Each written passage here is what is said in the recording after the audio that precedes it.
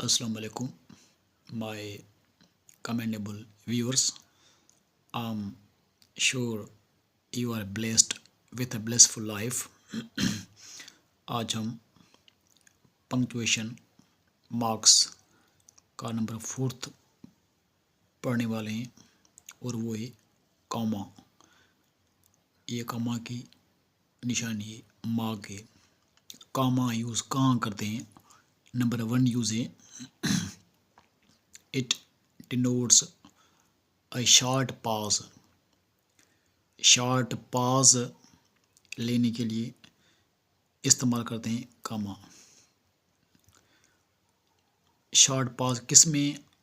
Words में हो, phrases में हो और क्लॉजेस में हो, रिटन इन सीरीज। जब वर्ड्स, फ्रेजेस या क्लॉजेस सीरीज में लिखें हम और वहाँ हम शॉर्ट पॉज लेते हैं, हल्का सांस, फुल स्टॉप होता है। कंप्लीट पॉज, कॉमा यूज़ करते हैं शॉर्ट पॉज हल्का सांस लेने के लिए जब लफ्ज़, वर्ड्स, फ्रेजेस या क्लॉजेस लिखें सीरीज में। एग्जाम्पल है I love honey, almonds and books. अब यहाँ देखें इस जुमले में एक हनी वर्ड है, चीज़ है, आलमोंड्स है, बुक्स हैं, 3 चीज़ें हैं। अब ये जुमला इनकरेक्ट है क्योंकि यहाँ कोई भी पंक्चुएशन मार्क यूज़ नहीं हुई। हम इसको ऐसे लिखें, अगर आई लव मुझे पसंद है क्या, हनी कॉमा आलमोंड्स एंड बुक्स। जब सीरीज़ में वर्ड्स हों, फ्रेजेस हों, क्लॉजेस हों, 2 या 2 से ज़्यादा, तो हम कॉमा यूज़ करते हैं। लेकिन लास्ट वर्ड से पहले यूज़ करते हैं एंड, तो फिर हम कॉमा यूज़ नहीं करेंगे। अब ये एग्जांपल देखें, I love books and movies and notes and magazines. ये जुमला भी इनकरेक्ट है क्योंकि जब हम सेंटेंस में बार बार एंड यूज़ करें तो this is also considered grammatically incorrect sentence.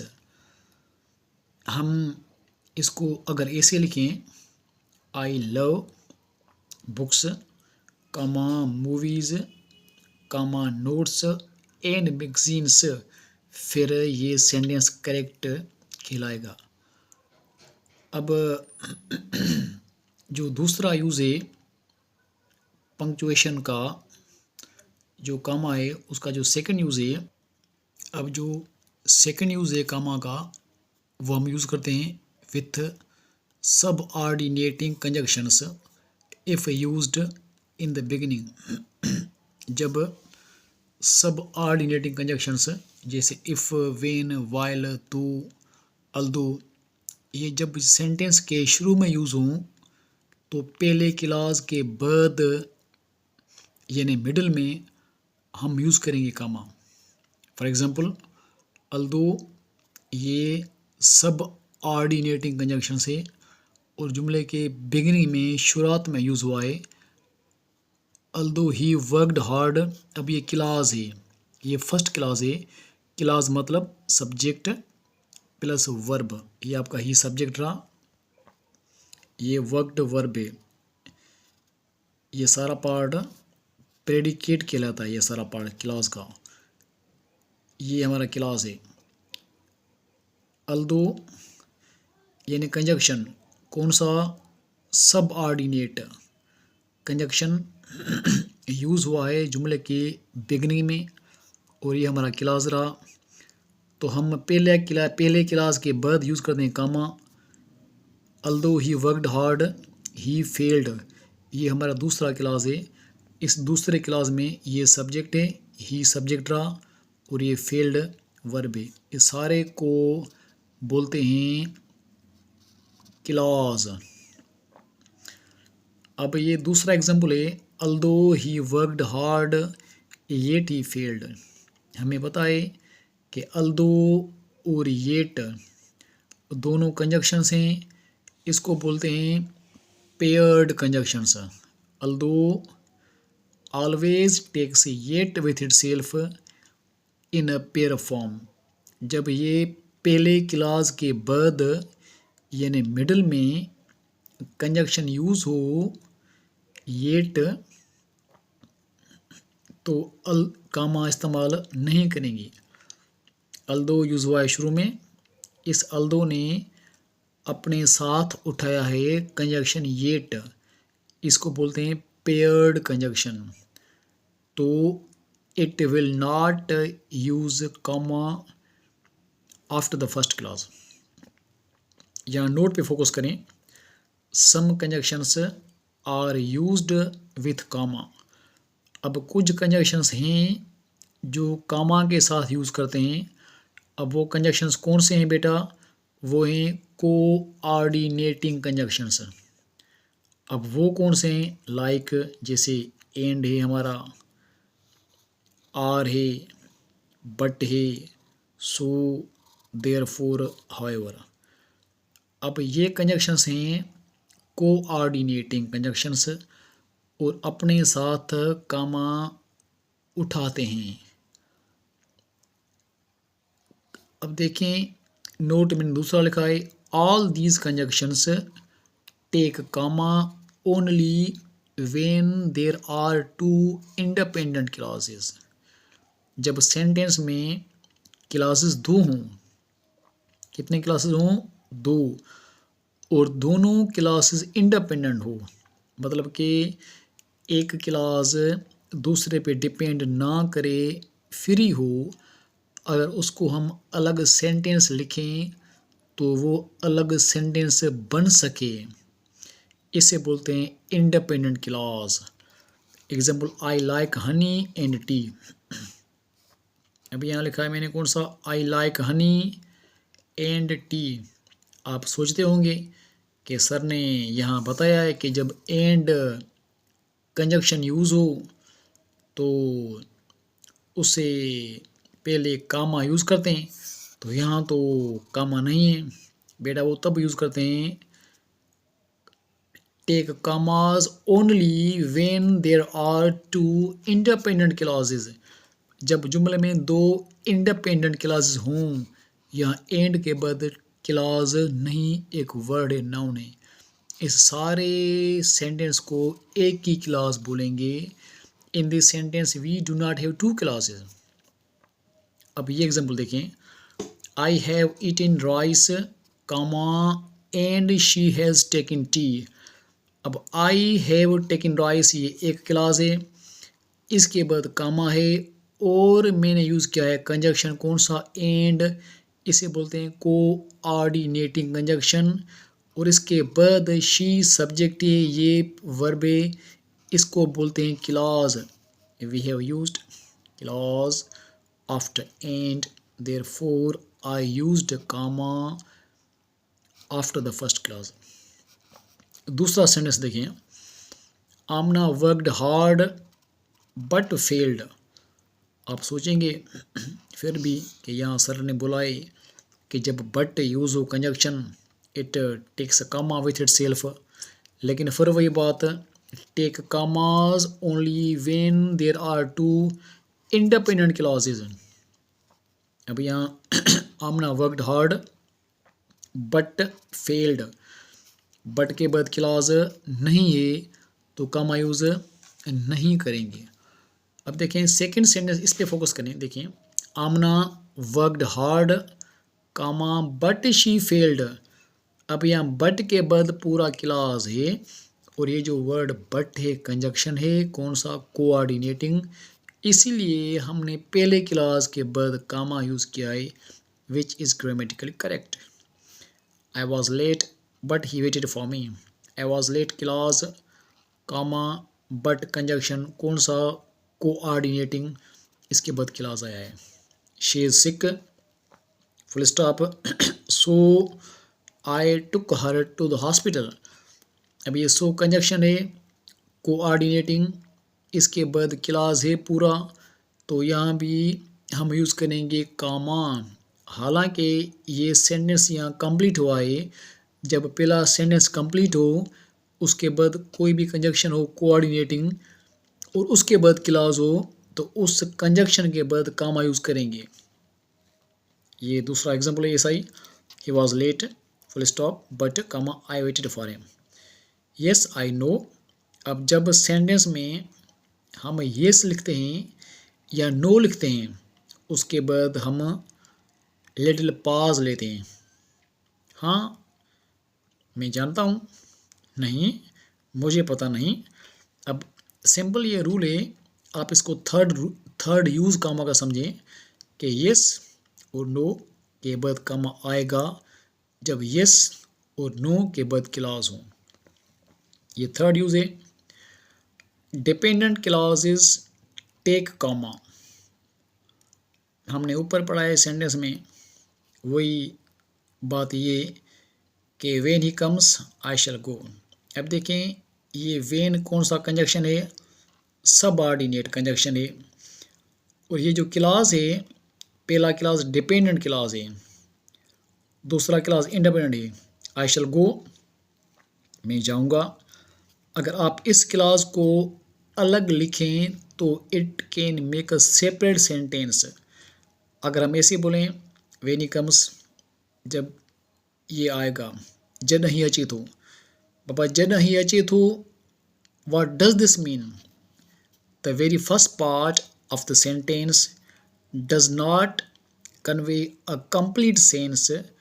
It needs another clause in order to complete its meaning. This shows that this clause, which begins with the conjunction when, this is dependent clause. This first clause depends on the other clause. Therefore हमने लिखा है कि dependent clause take कामा। ये पहला clause dependent है, अपने साथ कामा उठाता है। दूसरा example, although he worked hard he failed. ये एग्जांपल है कि although he worked hard, this is also dependent clause and it took comma. मतलब त जेतोणीक हिन महिनत ॾाढी कई पर पोइ छा थियो, जेतोणीक हालांकि हिन सख़्तु महिनत कई। हाणे इते ॻाल्हि चई ख़तमु कयूं, माना सेंस पूरो न मिलियो। हाणे माना इन पहिरें पार्ट मां sense is not conveyed effectively properly well when I mention the second clause, then this clause helps the first clause in conveying the effective meaning. जब मैंने दूसरा क्लास लिखा, इससे मेहनत बहुत की लेकिन फेल हुआ, ही फेल्ड, फिर हमें मीनिंग कन्वे प्रॉपरली होती है। और एग्जाम्पल है, in case it rains I shall take an umbrella. अगर मैं इसे लिखूँ इन केस इट रेन्स, अगर मींहुं वसे थो, माना चाहे अगर मींहुं वसे थो बाबा पोइ छा थींदो, पोइ आई शैल टेक एन अम्ब्रेला, पोइ मां अम्ब्रेला खणंदुमि। माना जेको ॿियों क्लॉज आहे इहो आहे इंडिपेंडेंट ऐं पहिरियों क्लॉज आहे डिपेंडेंट। माना पहिरियों क्लॉज ख़ाली असांखे प्रॉपर सेंस कन्वे नथो करे। हीउ जेको आहे न, इन केस इट रेन्स, माना this clause does not convey effective meaning, full meaning. It depends on the next clause, therefore we shall use comma after the independent clause. Next use है comma का, number 5th या 6th number जो भी है, या numbering correct नहीं है। Use of comma with appositives. अब देखें कि what is appositives. Extra knowledge about the subject.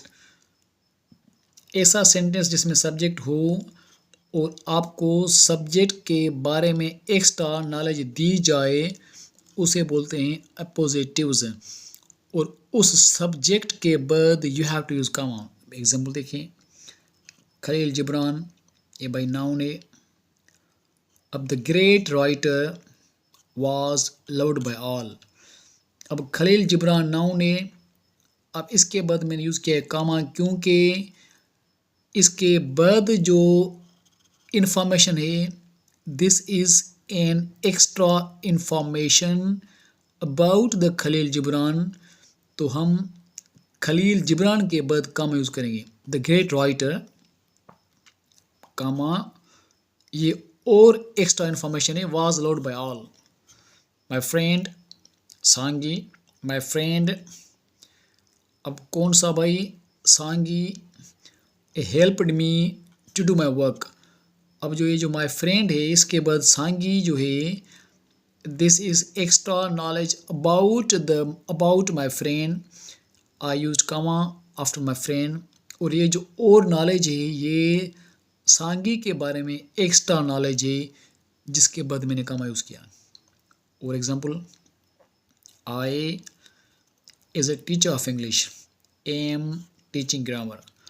अब आई के बाद ये जो टीचर ऑफ इंग्लिश है ये एक्स्ट्रा नॉलेज है, मैंने कामा यूज़ किया।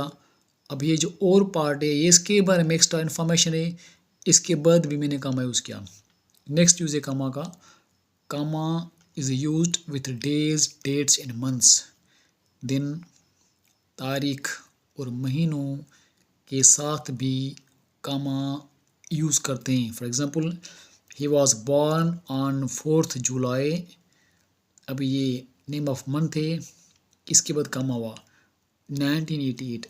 ही was born in June, name of month, हमने यूज़ किया कामा। ही वॉज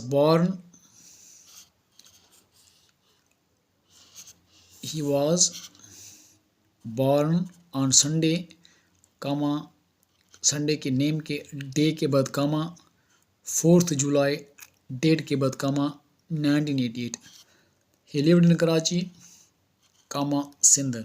जब दो बड़े प्लेस की जगह बात हो तो पहली जगह के बाद कामा यूज़ करेंगे।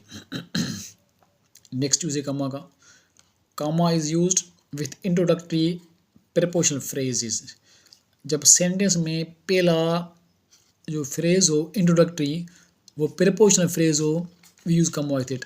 For example, during the war, ये प्रीपोजिशनल फ्रेज है, there was immense bloodshed. At the time of opening ceremony, ये पहला जो इंट्रोडक्टरी पार्ट है जुमले का वो प्रीपोजिशनल फ्रेज है, यहाँ एट प्रीपोजिशन है, ड्यूरिंग प्रीपोजिशन है। तो पहले इंट्रोडक्टरी क्लॉज यानी प्रीपोजिशनल फ्रेज के बाद कामा यूज़ करेंगे। He was present at the time of opening ceremony. अब यहाँ देखें, यहाँ प्रीपोजिशनल फ्रेज शुरू में नहीं है तो हमने कामा यूज़ नहीं किया। अब नोट है, comma is also used to introduce subject, जब आप सब्जेक्ट को इंट्रोड्यूस करवाएं तो भी कामा यूज़ करते हैं। This is my friend Ali. अब ये जो पहला पार्ट है ये यूज़ करते हैं इस सब्जेक्ट को इंट्रोड्यूस करवाने के लिए, तो हमने यूज़ किया कामा। इफ़रत, विल यू हेल्प मी। अब ये जो नेक्स्ट पार्ट है वोकेटिव केस है फर्स्ट पार्ट। अब इस सब्जेक्ट को इंट्रोड्यूस करवाता है इसलिए हम कामा यूज़ करते हैं। I therefore request you grant me leave.